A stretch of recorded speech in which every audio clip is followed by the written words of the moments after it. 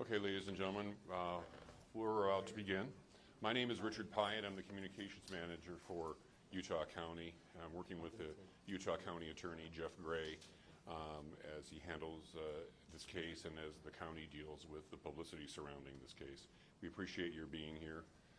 Jeff will enumerate the charges and detail what the county's findings are up to this point, and then he will take questions. The number of questions may be limited, however. I may cut it off. I may assist him in helping to pick the people who are asking the question. We just ask that you keep the questions to the process of what we're talking about and refrain from asking questions that speculate or get into the political dynamic of the case. For Utah County, this is a murder case, and we're trying a murder case. We're trying to keep the questions to that, but I understand that you're under pressure and have a lot of different questions, and we'll try to answer them. We're joined today by our sheriff and our prosecution team and our county commissioners. Jeff is going to be the only one speaking right now, and I'll introduce right now County Attorney Jeff Gray.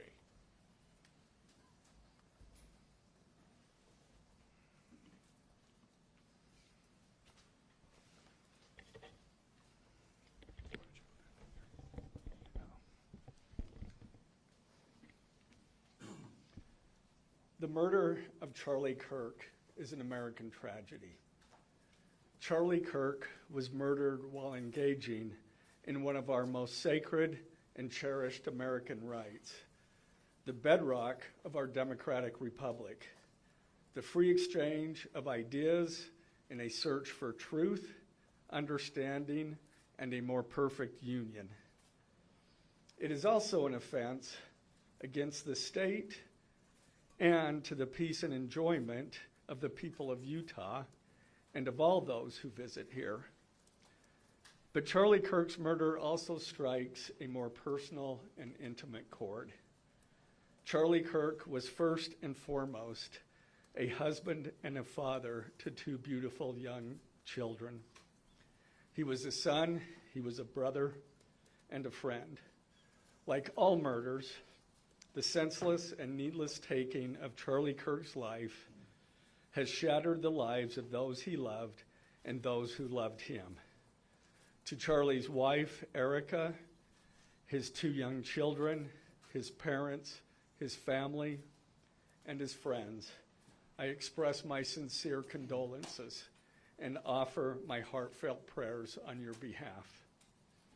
I also want to express my concern for everyone who was at Charlie's Turning Point USA event at the Utah Valley University, and all who have been impacted by this tragedy. As county attorney, I am charged with bringing justice to those who offend our laws. I am charged with bringing justice for those who are harmed. I am charged with bringing justice for Charlie Kirk. I am committed to these aims. I take this responsibility seriously. Today, after reviewing the evidence that law enforcement has collected thus far, I am filing a criminal information charging Tyler James Robinson, age 22, with the following crimes. Count 1, aggravated murder, a capital offense for intentionally or knowingly causing the death of Charlie Kirk under circumstances that created a great risk of death to others. Count 2, felony discharge of a firearm causing serious bodily injury, a first-degree felony.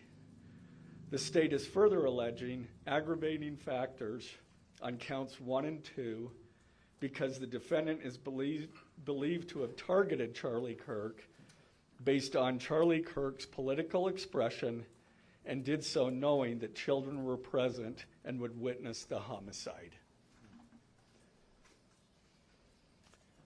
The state is also charging defendant with count 3, obstruction of justice, a second-degree felony for moving and concealing the rifle used in the shooting. Count 4, obstruction of justice, a second-degree felony for disposing the clothing he wore during the shooting. Count 5, witness tampering, a third-degree felony, for directing his roommate to delete his incriminating texts. Count 6, witness tampering, a third-degree felony, for directing his roommate to stay silent if police questioned him. And count 7, commission of a violent offense in the presence of a child, a Class A misdemeanor, for committing homicide knowing that children were present and may have seen or heard the murder and did so based on Charlie Kirk's political expression. Also, following the press conference, I am filing a notice of intent to seek the death penalty. I do not take this decision lightly, and it is a decision I have made independently as county attorney, based solely on the available evidence and circumstances and nature of the crime. Because we are seeking the death penalty, the defendant will continue to be held without bail in the Utah County Jail. Turning to the 10-page information, these are the allegations. On September 10th, 2025, at approximately 12:23 p.m., Charlie Kirk was shot and killed while speaking to a large crowd on the campus of Utah Valley University in Orem, Utah. Police found the suspected murder weapon, a bolt-action .30-06 rifle, nearby.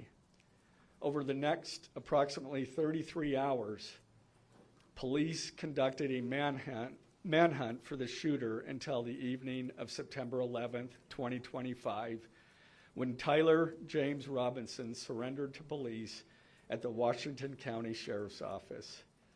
DNA consistent with Robinson was found on the rifle's trigger. After shooting Mr. Kirk, Robinson hid the gun, discarded the clothing he wore when he fired the rifle, and told his roommate to delete incriminating text messages and not talk to police. Children were present at the time of the shooting. The shooting. Turning Point USA, a nonprofit organization founded in 2012 by Charlie Kirk, organized a public outdoor event to be held at noon on September 10th, 2025 at UVU. The event was the first in a series of similar events to be held at college campuses nationwide. Mr. Kirk is a well-known conservative activist, famous for these type of events, where he discusses various political issues and debates with audience members. His events and comments have garnered a significant number of supporters and drawn the ire of many who disagree with his political views. The event at UVU was announced far in advance and garnered significant publicity and interest. Consequently, several hundred people attended. Mr. Kirk was interacting with a crowd before the event officially got underway. Then, at approximately noon, Mr. Kirk seated himself under a portable canopy behind a table and microphone. He began speaking to the crowd and fielding questions from attendees, a format Mr. Kirk commonly used at his events. Mr. Kirk allowed his questioners to approach a microphone positioned directly in front of him. Mr. Kirk's team members were very close to him on his right and left, as well as some behind his canopy and others at various close locations near him. The large crowd surrounded Mr. Kirk on three sides. Temporary metal fencing separated attendees from Mr. Kirk by only a matter of feet. Directly above and behind Mr. Kirk was the UVU Hall of Flags, an indoor walkway spanning several hundred feet with floor-to-ceiling glass windows which overlooked the plaza where Mr. Kirk was seated. People were in the walkway at the time of the shooting. Approximately 15 minutes into the event, Mr. Kirk was answering a question about mass shootings by transgender individuals when a gunshot rang out. The bullet struck Mr. Kirk in the neck. He slumped to the ground almost immediately. The bullet's trajectory passed closely to several other individuals beside Mr. Kirk, including the questioner who was standing directly in front of Mr. Kirk. Children were visible near Mr. Kirk's stage when he was shot. Mr. Kirk was rushed to a nearby hospital where he was declared deceased. The medical examiner's report is still pending. So UVU surveillance. So at the moment of the shot, a UVU police officer was watching the crowd from an elevated vantage point. As soon as he heard the shot, he began to scan the area for threats. Believing the shot came from a rifle because of its sound, he looked for potential sniper positions. He noted a roof area approximately 160 yards away from Mr. Kirk as a potential shooting position and rushed there to look for evidence. The suspected shooting position is adjacent to an open, publicly accessible walkway. To access the suspected location, a person must climb over a railing and then drop to the roof only slightly below. The UV officer climbed over the railing and down onto the roof. He then walked to the suspected shooting position and confirmed a clear shooting corridor between the position and Mr. Kirk's seat. He also noticed markings in the gravel rooftop, consistent with a sniper having lain on the roof, impressions in the gravel potentially left by the elbows, knees, and feet of a person in a prone shooting position.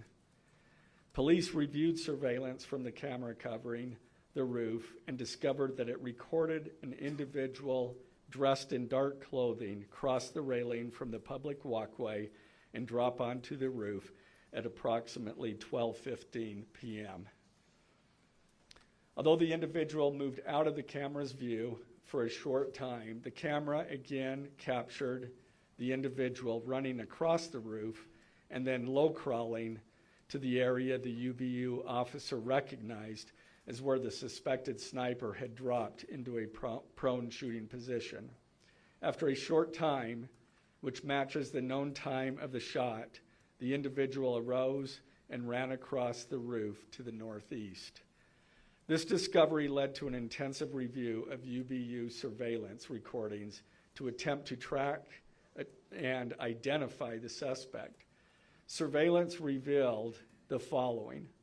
At approximately 11:51 a.m., the suspect entered campus from the north. He is seen wearing a black shirt with an American flag in the center, a dark baseball cap, and large sunglasses. Throughout the surveillance, the suspect keeps his head down and rarely raises his head enough to get a clear image of his face. As he proceeds across the campus, he is seen walking with an unusual gait. The suspect walks with very little bending in his right leg, consistent with a rifle being hidden in his pants. This unusual gait continues until the suspect is seen crossing the railway off the open walkway and onto the roof, where he leaves the camera's view. A camera later captures the suspect as he runs across the roof to the suspected shooting position. Immediately after the shot was fired, a camera captures the suspect running across the roof carrying an item whose shape is consistent with a rifle. The suspect is then seen climbing down from the roof. He appears to drop the item he was carrying as he hits the ground in a controlled fall. He then picks up the item and runs toward the northeast end of campus. Expanded crime scene investigation. Law enforcement officers followed the suspect's escape path to the northeast end of campus, where they believe the suspect left campus and entered a wooded area. In that wooded area, investigators found a bolt-action rifle wrapped in a towel. The rifle contained one spent round and 3 unspent rounds. This is consistent with the facts officers observed at the time of and immediately after the shootings. No shell casings were found on the roof, suggesting a bolt action rather than an auto-loading weapon, and only a single round was fired. Each round in the rifle contained an etched inscription as follows. The fired cartridge was etched, "No Tice's bulge, OWO, what's this?" The second cartridge that was again not spent, the last three were not spent, were not fired. The second, "Hey fascist, catch," with arrow symbols. The third cartridge, "Oh Bella Ciao, Bella Ciao, Bella Ciao, Ciao Ciao." The fourth cartridge, "If you read this, you are gay," LMAO. The rifle, ammunition rounds, and towel were sent for forensic processing. DNA consistent with defendant was found on the trigger, other parts of the rifle, the fired cartridge casing, 2 of the 3 unfired cartridges, and the towel. Law enforcement was unable to immediately locate the shooter, so they published photos of the shooter from the UVU surveillance cameras and asked for the public's help to identify him. Meanwhile, law enforcement continued to try to identify the shooter through other means. The Washington County investigation. On the evening of September 11th, 2025, as law enforcement continued their investigation, Tyler James Robinson went to the Washington County Sheriff's Office with his parents and a family friend to turn himself in. Robinson's mother stated that the following to police. On September 11th, 2025, the day after the shooting, Robinson's mother saw the photo of the shooter in the news and thought the shooter looked like her son. Robinson's mother called her son and asked him where he was. He said he was at home sick and that he had also been at home homesick on September 10th. Robinson's mother expressed concern to her husband that the suspect shooter looked like Robinson. Robinson's father agreed. Robinson's mother explained that over the last year or so, Robinson had become more political and had started to lean more to the left, becoming more pro-gay and trans rights oriented. She stated that Robinson began to date his roommate, a biological male who was transitioning genders. This resulted in several discussions with family members, but especially between Robinson and his father, who have very different political views. In one conversation before the shooting, Robinson mentioned that Charlie Kirk would be holding an event at UVU, which Robinson said was a stupid venue for the event. Robinson accused Kirk of spreading hate. Robinson's father reported that when his wife showed him the surveillance image of the suspected shooter in the news, he agreed that it looked like their son. He also believed that the rifle that police suspected the shooter used matched a rifle that was given to his son as a gift. As a result, Robinson's father contacted his son and asked him to send a photo of the rifle. Robinson did not respond. However, Robinson's father spoke on the phone with Robinson. Robinson implied that he planned to take his own life. Robinson's parents were able to convince him to meet at their home. As they discussed the situation, Robinson implied that he was the shooter and stated that he couldn't go to jail and just wanted to end it. When asked why he did it, Robinson explained there is too much evil and the guy, referring to Charlie Kirk, spreads too much hate. They talked about Robinson turning himself in and convinced Robinson to speak with a family friend who is a retired deputy sheriff. At Robinson's father's request, the family friend met with Robinson and his parents and convinced Robinson to turn himself in.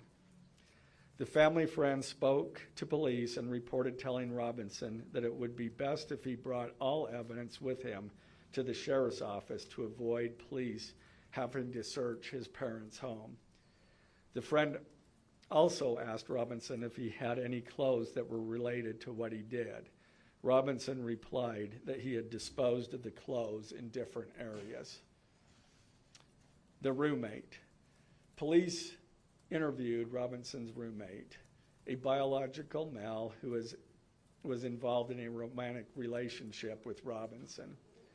The roommate told police that the roommate received messages from Robinson about the shooting, and he did provide those messages to police. On September 10th, 2025, the roommate received a text message from Robinson which said, "Drop what you're doing. Look under my keyboard." The roommate looked under the keyboard and found a note that stated, quote, "I had the opportunity to take out Charlie Kirk, and I'm going to take it."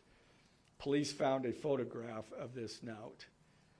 The following text exchange, then took place. After reading the note, the roommate responded, "What? You're joking, right?" Robinson, "I am still okay, my love, but am stuck in Orem for a little while longer yet. Shouldn't be long until I can come home, but I gotta grab my rifle still. To be honest, I had hoped to keep this secret till I died of old age. I am sorry to involve you." Roommate, "You weren't the one who did it, right?" Robinson, I am. I'm sorry." Roommate, "I thought they caught the person." Robinson, "No, they grabbed some crazy old dude, then interrogated someone in similar clothing. I had planned to grab my rifle from my drop point shortly after, but most of that side of town got locked down. It's quiet, almost enough to get out, but there's one vehicle lingering." Roommate, "Why?" Robinson, "Why did I do it?" Roommate, "Yeah." Robinson, "I had enough of his hatred. Some hate can't be negotiated out. If I am able to grab my rifle unseen, I will have left no evidence. Going to attempt to retrieve it again. Hopefully they have moved on. I haven't seen anything about them finding it." Roommate, "How long have you been planning this?" Robinson, "A bit over a week, I believe. I can get close to it, but there is a squad car parked right by it. I think they already swept that spot, but I don't want to chance it." Robinson again, "I'm wishing I had circled back and grabbed it as soon as I got to my vehicle. I'm worried what my old man would do if I didn't bring back Grandpa's rifle. IDEK if it's had a serial number, but it wouldn't trace to me. I worry about prints. I had to leave it in a bush where I changed outfits. Didn't have the ability or time to bring it with. I might have to abandon it and hope they don't find prints. How the F will I explain losing it to my old man? Only thing I left was the rifle wrapped in a towel. Remember how I was engraving bullets? The F in messages are mostly a big meme. If I see notice bulge UWU on Fox News, I might have a stroke all right. I'm going to have to leave it. That really effing sucks.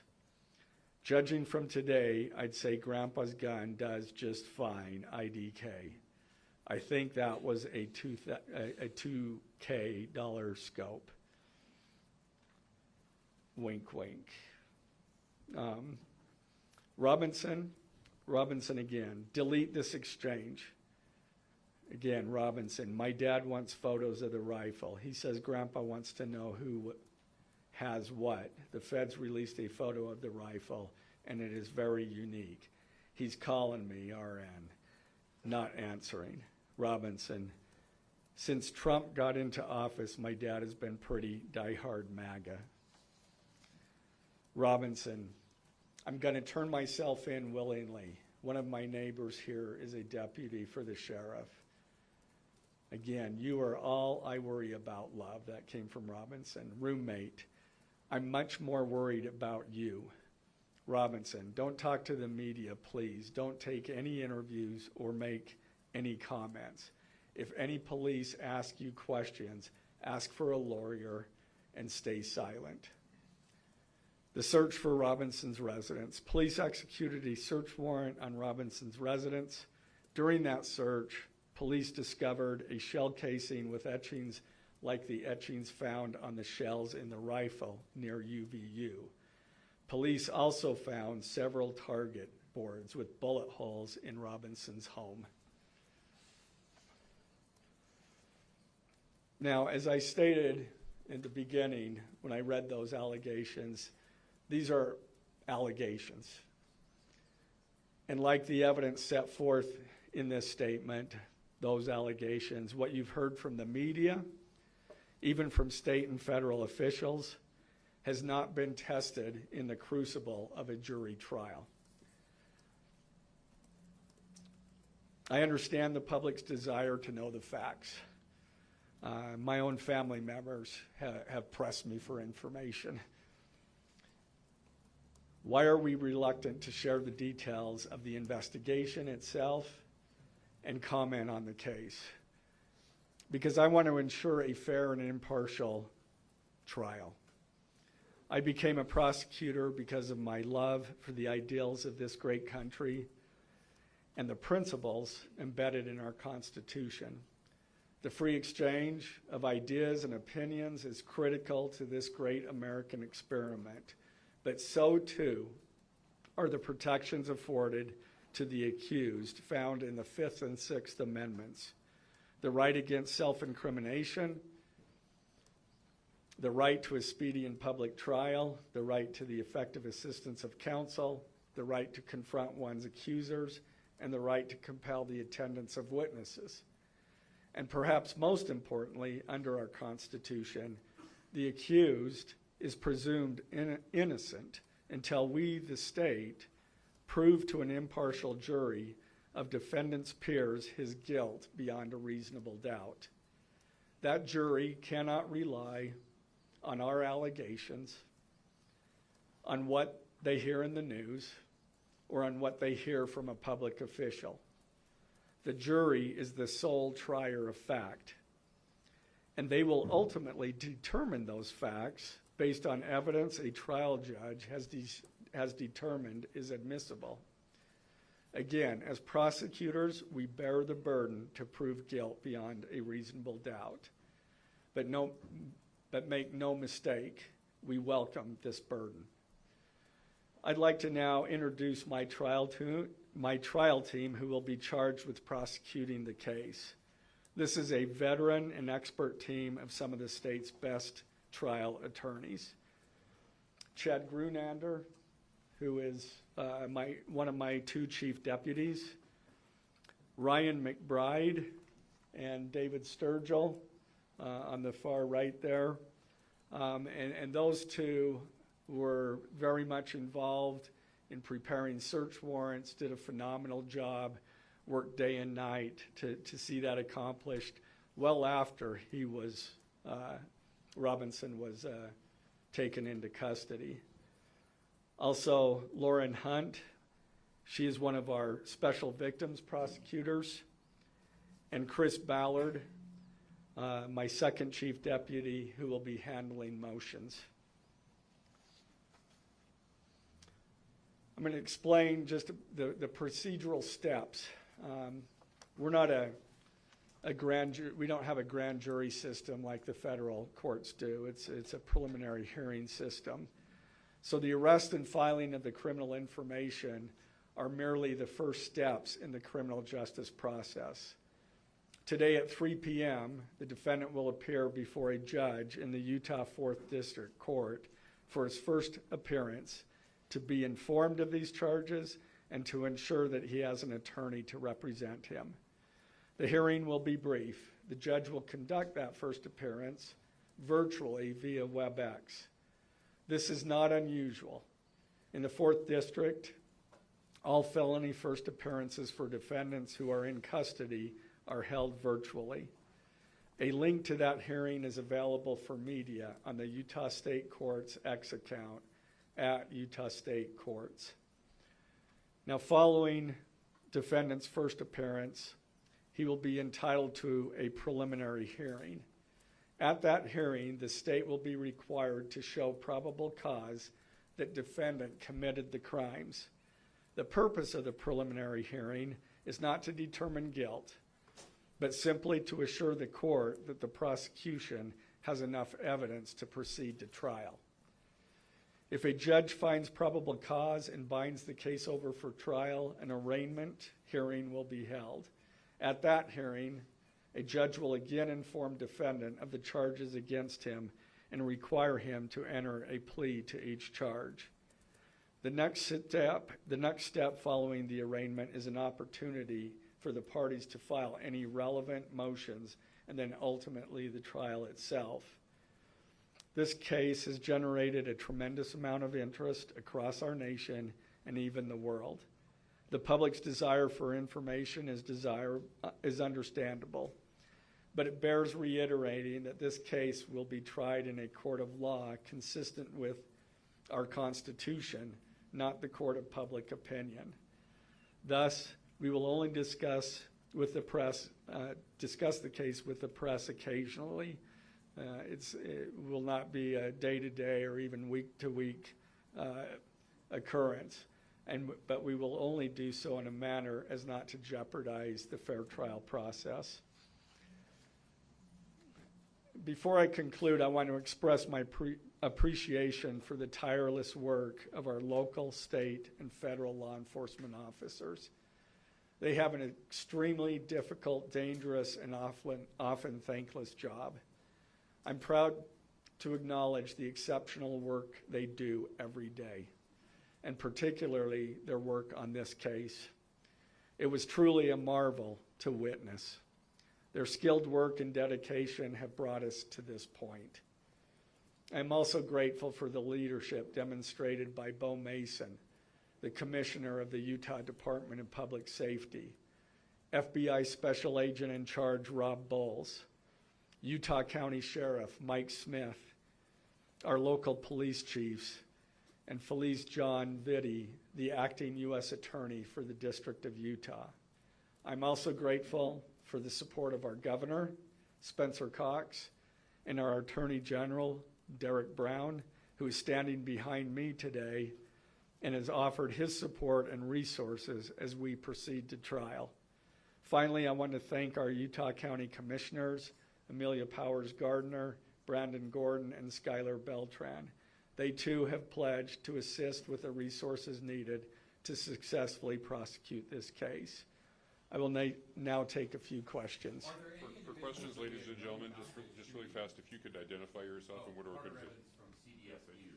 Okay. Did your investigation uncover any individuals that may have known about this shooting in advance? They are still looking into it. It's an undergoing investigation. So is that a possibility? They haven't ruled that out. Mr. Gray? As I'm in there with CNN, the text messages exchanged with the roommate, can you kind of give us a sense of did that happen over several hours? Did it happen before? I don't have that information. Emily Anderson, Star State Cell Attorney Gray. Tribune. I know, acknowledging that you made this decision to pursue the death penalty independently, did you hear it all from the Trump administration or Governor Cox's administration as you were working on these charges? I talked to officials from both administrations, but I was not pressured to make a decision. I understood their feelings on it because it was in the news, but we didn't really discuss that. Mr. Gray, the FBI director, sir. Any indication that transgender issues played a role in the motivations for this shooter?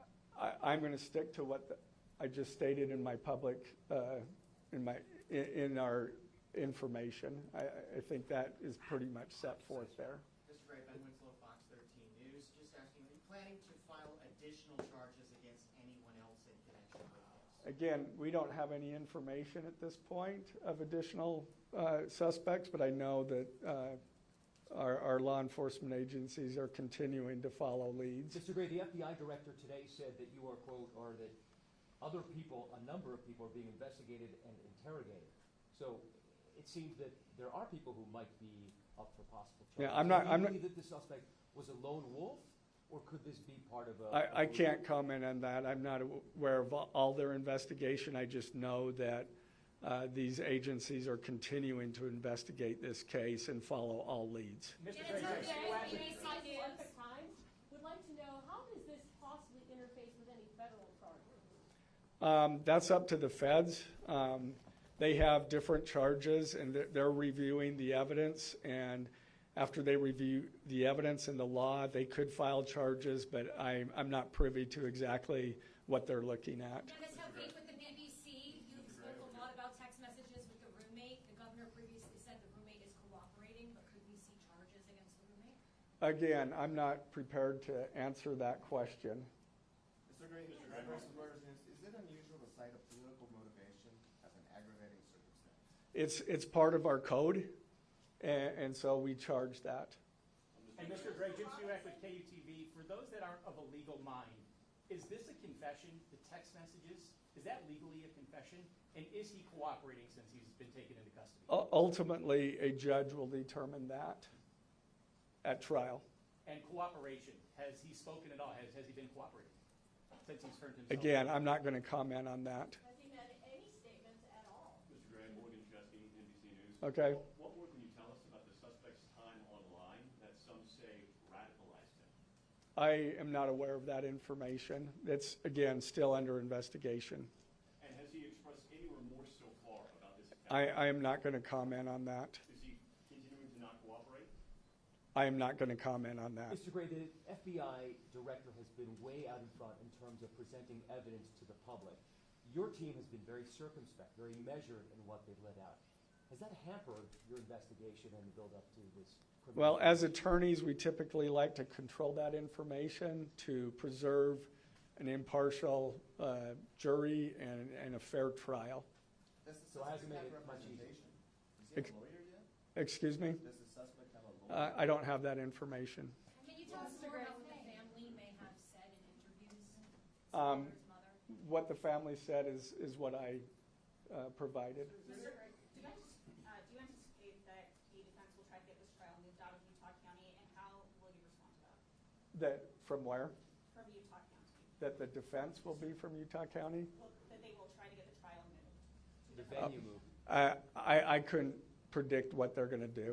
Mr. Gray, is there any evidence to suggest that the timing of the shot and the question that was asked about mass shootings of transgenders, is that more than coincidence? That will be for a jury to decide. Mr. Gray, are you confident that the roommate had no part of this attack whatsoever? Again, I'm not going to comment on the evidence. But the evidence so far, does it show any involvement? Again, I'm not going to comment on other than the facts that or the evidence that we've gathered so far. Mr. Gray, does the mention of the DNA here in the press conference jeopardize his right to a fair trial? I don't believe so. This is part of a public document that we have to file as we file a criminal information. We have to file a probable cause statement. That's a public document, and so we're comfortable with that. Are his parents and the roommate still cooperating? I'm not going to comment on that either. The FBI has said that this suspect had a hatred of Kirk. What else can you share about that? I can't share any more than what I've already said. This was I- an incredibly precise shot. Do you have any evidence that he went places to practice or have tracked his movements before the shooting that's given you insight into how he prepared? The evidence that I'm willing to share is what I just read in our statement, and it's in Mr. Gray, the I'm information. afraid we're going to have to cut it About off seeking there. the death penalty. Okay. If he could just answer, did you consult Erica Kirk about seeking the death penalty? I'm not going to comment on that. Okay, thank you, ladies and gentlemen.